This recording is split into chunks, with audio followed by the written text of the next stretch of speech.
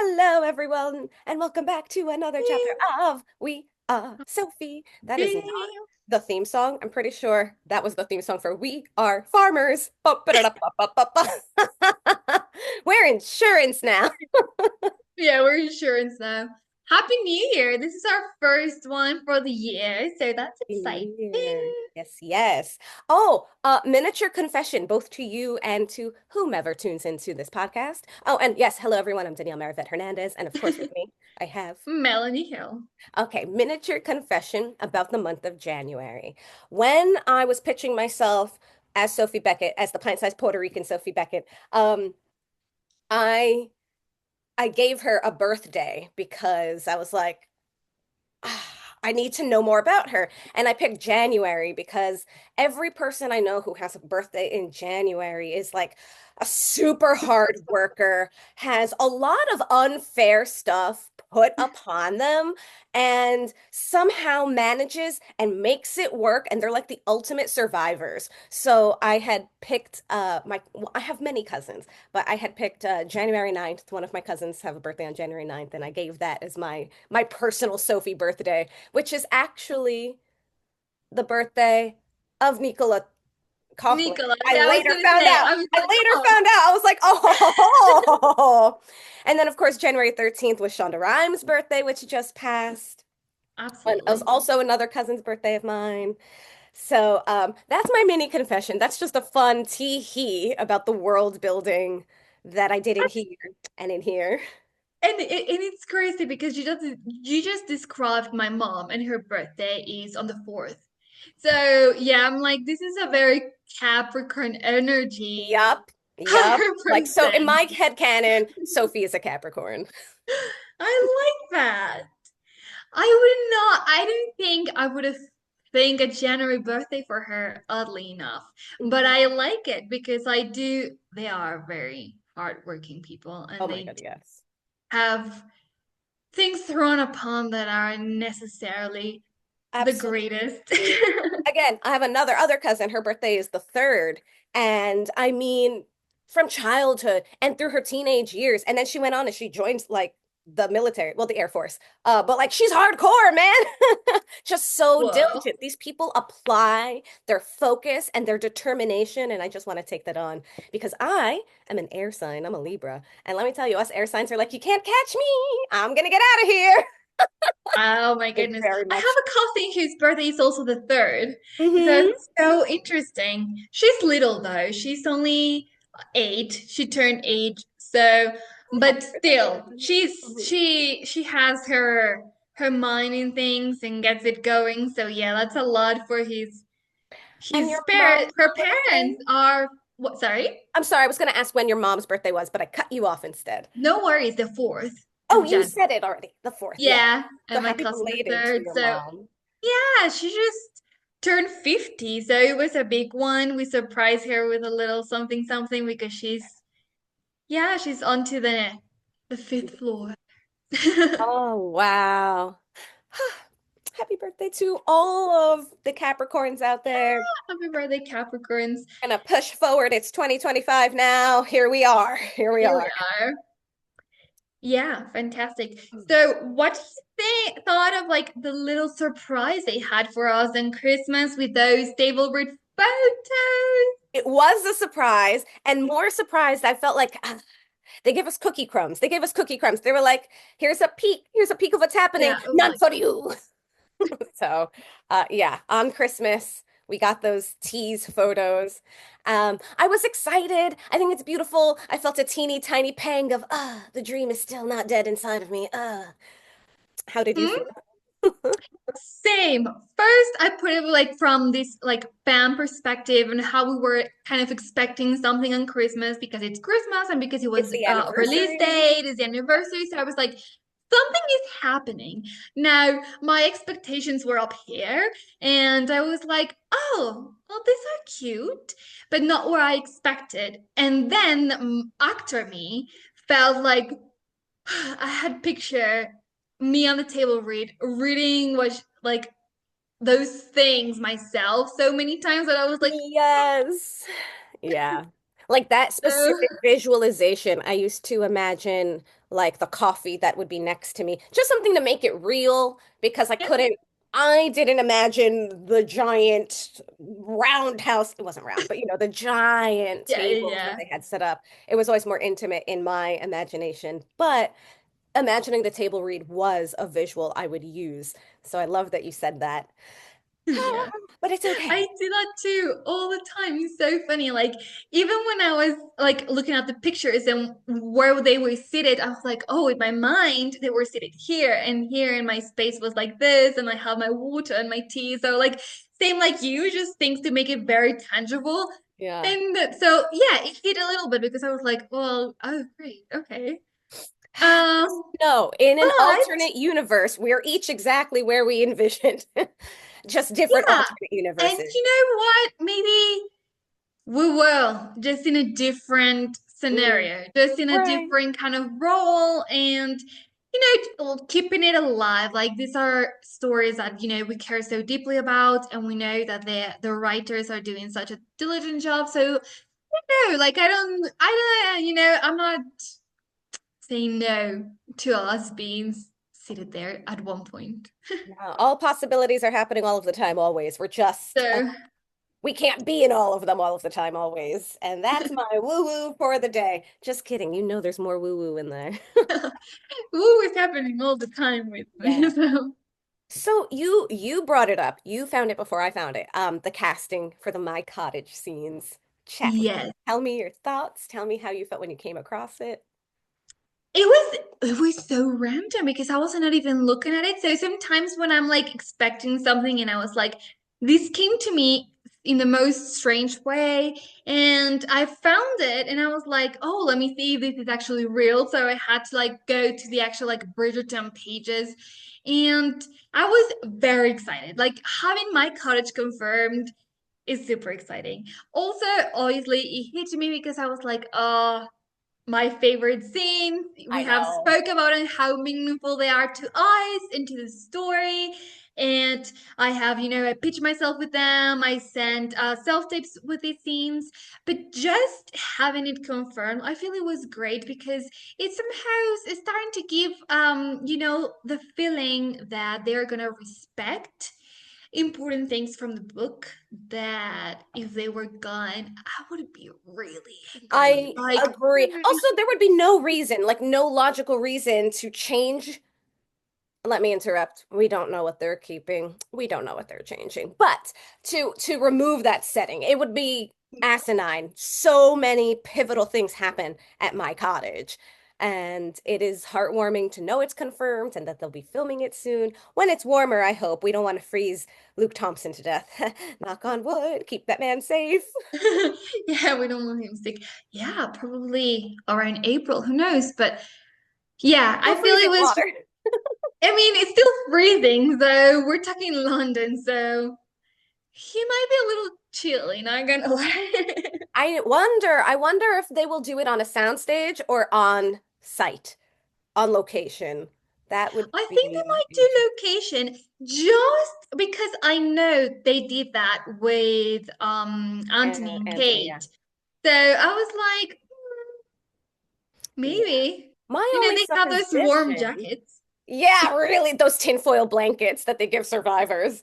Oh, my only supposition is the difference there is that when they gave that scene to Anthony, which does not exist in the book, stop stealing scenes from Sophie and Benedict's book. So many scenes got pulled from their book and given to other brothers.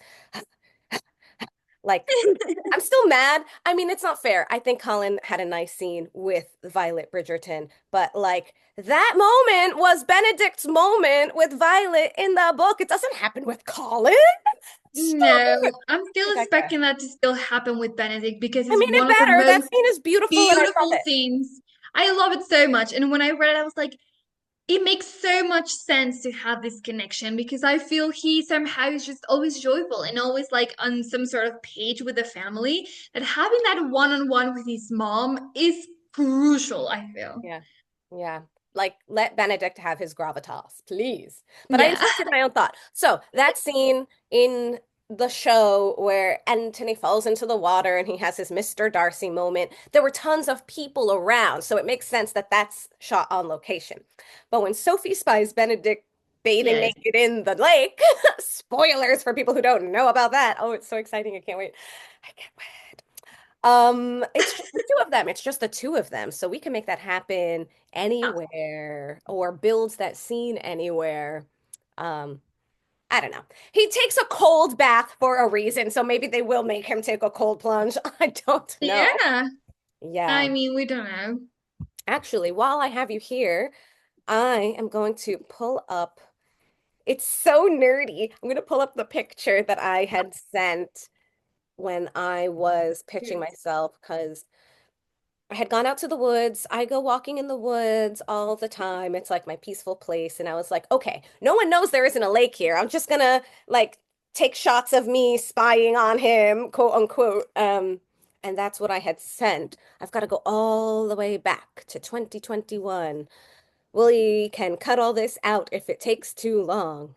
Um, It's fine. It's so exciting to think about that.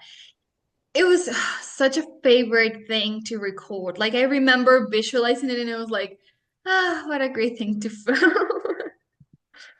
ah, I'm trying to remember who did I send it to? Who did I send it to? Maybe it'll be faster.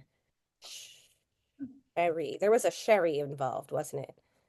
Not Sherry. Oh, Cherie. Cherie Folkson. Yes. She's not attached to it anymore, but she was one of the first producers that I had reached out to.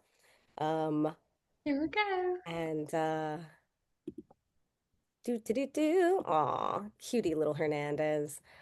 Let's see. How do I share this picture with you? Obviously, when we're editing, I can just stitch it in, I but mean, for share now, your screen, I think. okay, hold on. That would also work. Let me just block. I have lots of other stuff on my screen. Are y'all ready? Um, share. Oh, actually, this is better. Yeah, I just want to share that. Boom. Oh my Oh, there goodness. I am, little me. I say little me. It's just me a couple of years ago, but Yeah. every time I walk past those trees, I give them a wink, and I'm like, I remember what we did here. Tee hee hee. Okay. That's so cute. I love it. Look at the hair. I'm loving that. Oh my goodness. I was like, I So don't have Regency clothing, so I'm wearing a button up and a long black skirt that I had tucked. I'm going to end this here. I had tucked it just at the breast line. This way it kind of looked like it. I'm kind of it blocking it did. anyway, but so that was my Amazing. first attempt at a pitch, and I was like, I don't know what I'm doing. Submit. And what did you hear back from them for this I did great not hear back, but I had an email tracker and I did see that email got opened a couple of times. So that picture? pleased me. I was just like, it's been seen. Yeah, that's great. Oh my goodness. That's so Silly. exciting. Yeah. So thanks. I'm happy I got to share that with you. And I very much look forward to my cottage. Same here. Right. Same thing. Right, right. From So let's chat. Let's get more serious now. You just had some surgery done for I don't know the specifics, but I remember that we wanted to talk about it because it ties in to womanhood and how we need to have better systems for women who are expecting, want children, have children, pre-care, during care, and after care. Please, will you share your yes. experience? Yeah, so 5 years ago, which sounds insane to me, I was pregnant, and at the time I was still in school. And basically, I had to prepare a dancing routine for a midterm. And I had an accident during the dance, and that was my first accident. So I had two, which together made things terrible. Now, first one was that one I hit my head and fainted. So like my when I reacted, because I was by myself. So it was like a period of me not knowing what was going on. And my first instinct was my baby, right? So then I was like, my head. And it wasn't until a long time after that I noticed that something was wrong in my colon because of this. Now, what shocked me the most is like I was in the States at this time, I was in Boston. And when I went to the ER, I was extremely disappointed in the care. Mm. I was for ages waiting, and once they took me in, they just put like one of those boots on my foot.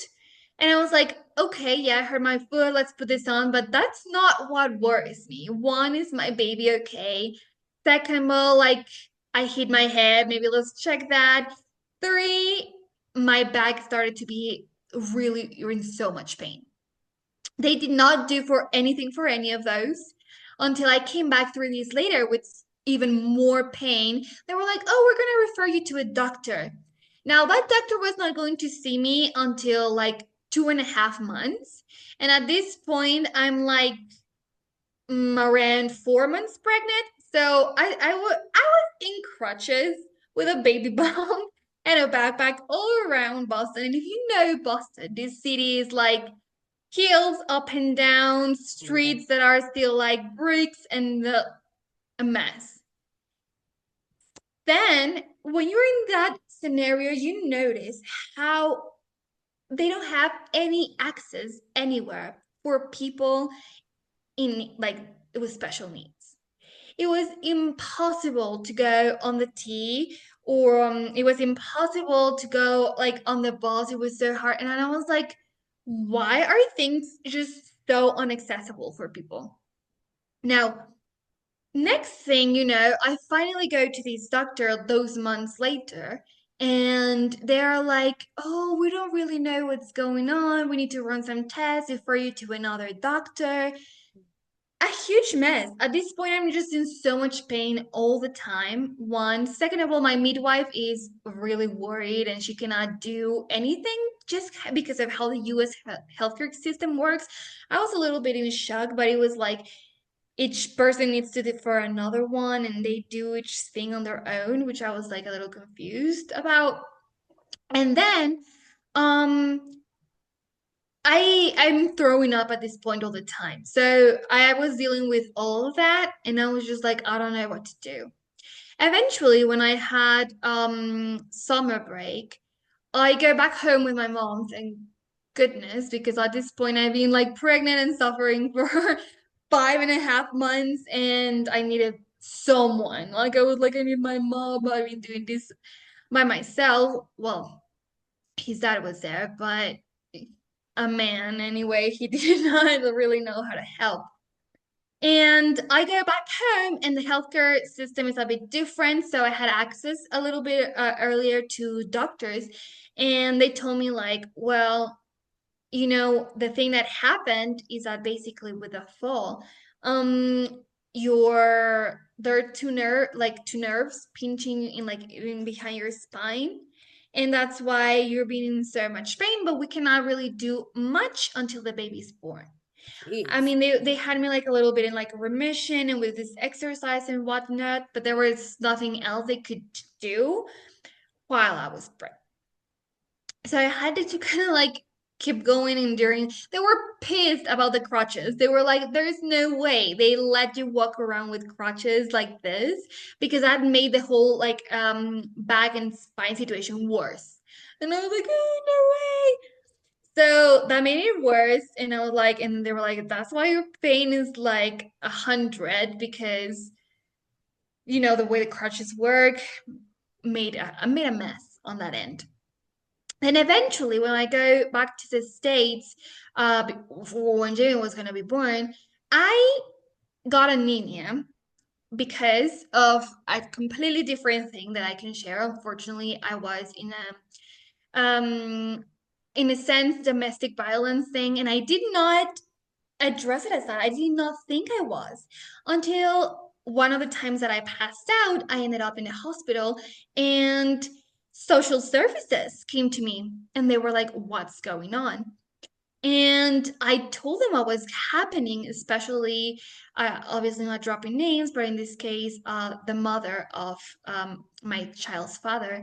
And they were like, do you know that that's like violent and that's like illegal? Like, we can't. And I was like, well, now that you put it that way, Yeah.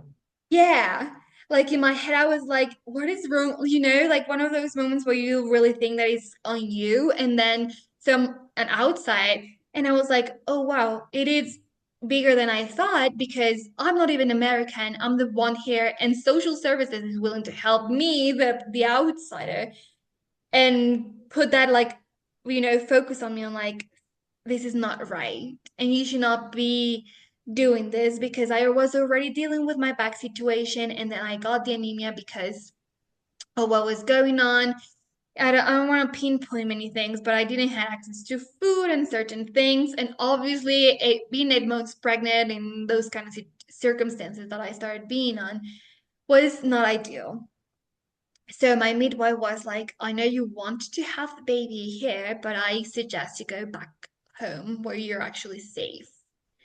And that took a toll, in the situation with the people involved. But I was like, my midwife was literally like, if you get the way you are right now to give birth, it could get to the point where you're gonna have to choose either him or you. And Okay, we wait, don't can I want that. pause you there for a moment? How Yeah, how many months pregnant are you at this point? Because you said you returned to deliver. So were you already, you were 8 months, 9 months? it was Like, eight you months. travel twice at that capacity? Oh my God, Melanie. Okay, And we're in so much pain. At this time, people are pulling me around, in a wheelchair. And yeah, I mean, the thought of like choosing between him and me just reminded me of Violet and Violet Enrique Bridgerton, Hyacinth. And absolutely. and I was like, oh my goodness, that's definitely not a position where I want to be in at all. And if I can help it, I'm gonna do that. And me making that decision obviously had this other impact with the people involved where I was living with and everything. So I was like, I need to run. I'm sorry. Like I'm gonna try not. I got out, and my midwife was like, you need to leave right now because you won't be able to travel past this time. Like you're about to give birth. Like this is not going to work. That's why I So asked. That's why I asked. Oh my yeah, God. so I had to literally run. I was like, whatever I have, I have. And I had to leave so many other baby things in Boston just because I had everything there. And I was like, well, I'll figure it out, I'll just get out of there. So I did.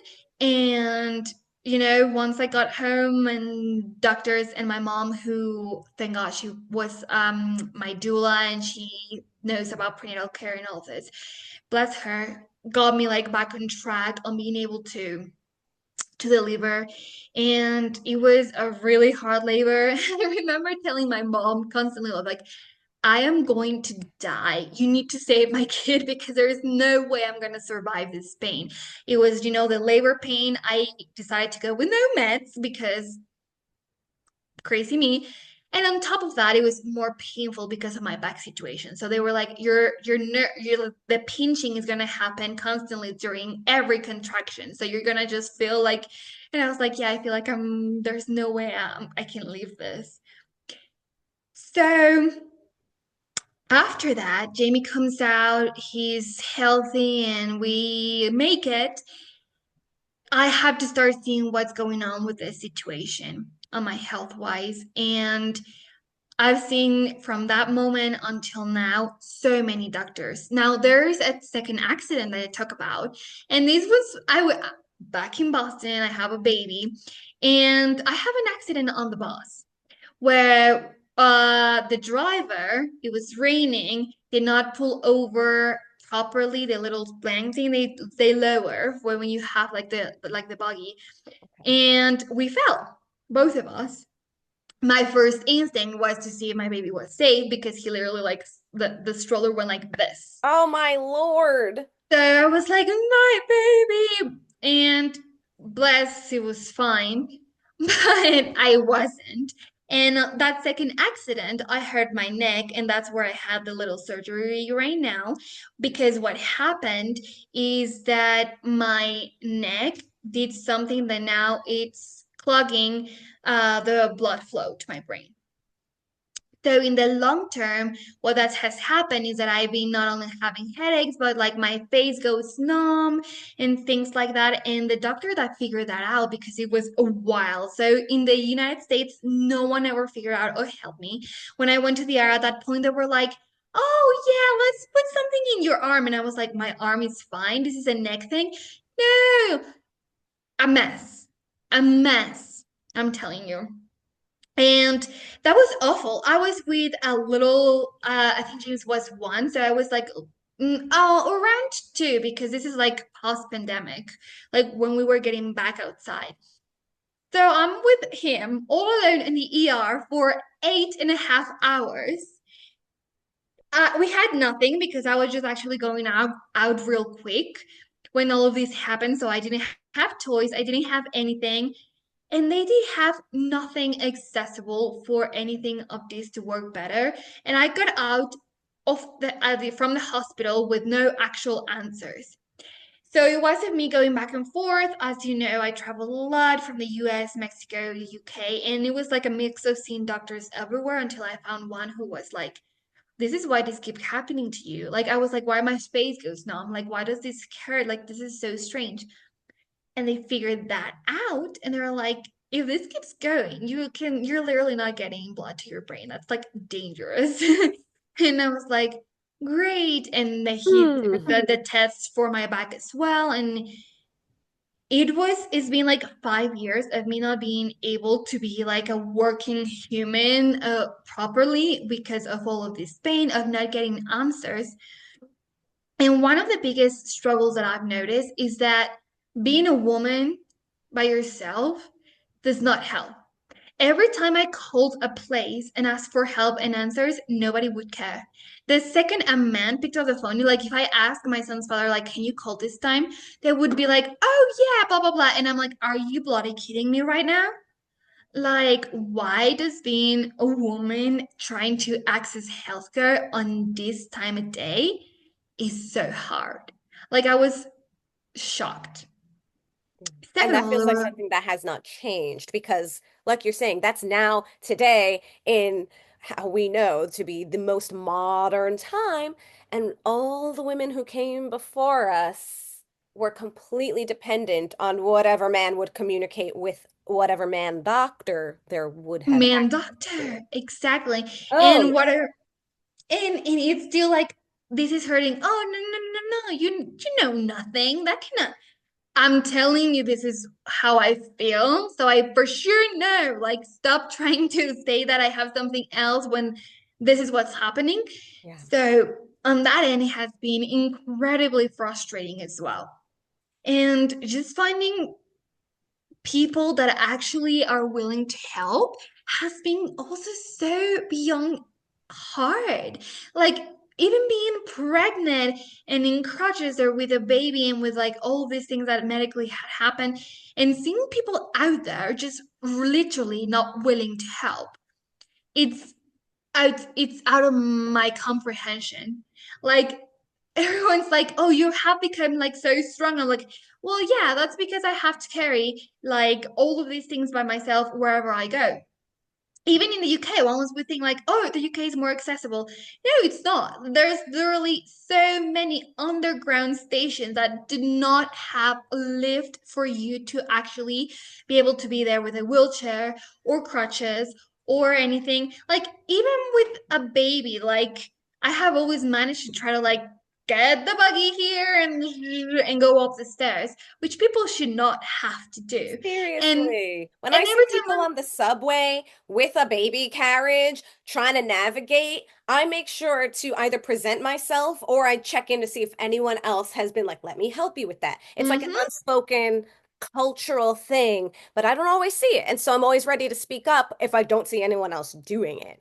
And the fact that you have encountered times where no one's been around is a testament to this huge problem. I want to pause for a second. We have 5.5 minutes on this session. Okay, I just wanted to share that with you. We can edit Okay. that. I just wanted to connect this whole drama to the fact of our story. Like, I feel I connected more with Sophie going through this because as I've been going through this, is where I've been like pitching myself and doing these scenes. And I feel to some extent it did help me to go to that place where it's like, geez, you're in such a vulnerable, awful position, and you have to put on your big girl pants and be there as resilient as you can be, even when you do not want to be resilient. Like there's been points where I'm like, I just do not want to be this strong anymore. Thank you very much. Can things just be like flow easily for women, for mothers, for us in a society? And connecting her back to Sophie of being like, well, she's been in so many like domestic abuse, and with me telling this story is my second time around going through something like this. And then we have like the situation of her not like having enough or anything. That's why she loses so much weight, and that's why she's in such a bad state when she encounters Ben the second time. So there were some little things pics in there. So like, oh, I know how that feels. I know how that feels. And I'm not in the 1800s. Great. And that is So also exactly why she refuses to participate in any type of relationship with a man, because that's what happened to her mother. Her mother was abandoned with her. And at the start of the story, it's not even her mother who's dropping her off, it's her grandmother, letting us know that her mother's no longer around. She did not survive the experience. You, thankfully, survived the experience. And that's what we're bringing to this podcast. Yeah, we're going to talk about Bridgerton, but we're also going to talk about Sophie as the every woman who has to confront these choices. And it will be difficult to hear and to listen to because, there's always going to be that person who's like, but I wouldn't do that. And this need to separate themselves, the individual, from the reality of what humanity's done to women. And also this very strange brainwashing where there's this blame for women and children, like, oh, if you didn't want to struggle, you shouldn't have had a baby, which is me interpreting a lot of what the internet says in one sentence, while simultaneously insisting and demanding that women return to their roles as mothers and wives. And it's like, okay, it's not being a mother and a wife that women are refusing to do. It's these abandonment principles, it's these abuse principles, and it's also the very broken, disjointed medical system that does not trust people with their bodies. While you were talking, I wrote down the wisdom of our own bodies. You knew where your pain was. And other people that I've spoken to, especially people with disabilities, they know where their pain is. And they just need a doctor who's going to listen because they're the ones going through it.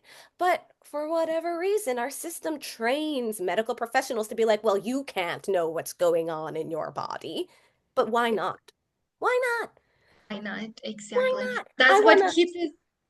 yeah, just this one brief interjection, really fast. In 2018, I was in a car collision. I was a pedestrian. The car struck me and I went, wee, boom. My And God. I went flying into the air. I landed on my back.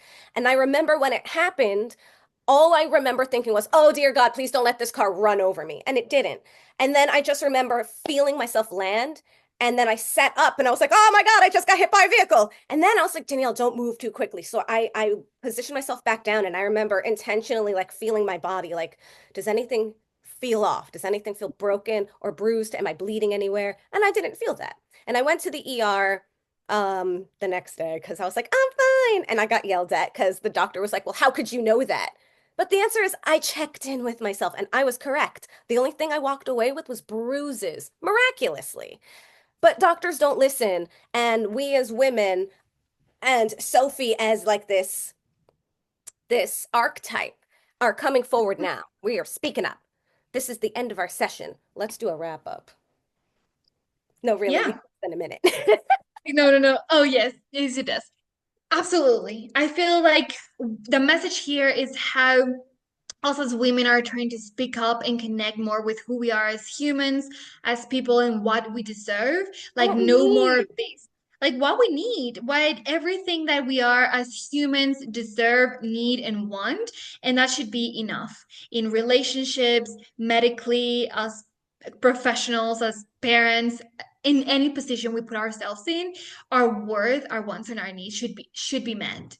Period. And I feel that That's that's it. that's the message today. Heavy stuff, but important stuff for women in the industry, of the industry, in every aspect of our lives, honestly. Yeah, the reason that it's heavy is because it's been disregarded for all of written history with very minor exceptions. There's always some person who's like, "Hey, I've noticed we can improve things if we do this." And then the masses are like, "That seems like a lot of work and a you problem." And we're seeing that again now. We But we are. also have access to more voices to be louder and also to implement it differently in our lifetimes. It's a curious time. It's a very peculiar time, and I definitely feel like what I've always felt as artists is somehow such a powerful way to get kind of start, putting these messages out there for people not to be like in your face, but yes, in your face. As in, you know what? These women, the stories that we tell are, as alive as they are on screen. And maybe you don't notice it. Maybe it's you. Maybe it's your sister, your friends, your mom. And I feel as an artist, it's kind of our mission, I feel that very strongly, like whenever I connect with a character like Sophie or a story, it's kind of like our mission to put it out there as a message for Yes. things to kind of start wiggling the right way, because very interesting times we're living right now. Yeah. I also like that you said wiggle that way because I believe it's Carl Sagan. Um, you can listen to a lot of his speeches on YouTube. But he was talking about energy just being a series of wiggles. And when you look at the universe, even like all of us, our thoughts, our actions, it's just wiggling in different ways. So beautifully said. And let's ask now, how are you feeling post-op? How much time has passed? It's been 3 weeks Wow. almost. Yeah. And I feel that I have been having to connect a lot with my mind.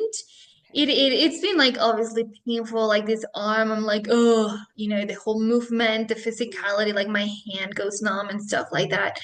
But I'm hoping to get back on track. Like I'm trying to be like very mentally strong and starting to put my body again, back on like exercise and dancing is such a huge part of who I am and my self-love that not being able to do it for 5 years has been like the most horrible thing.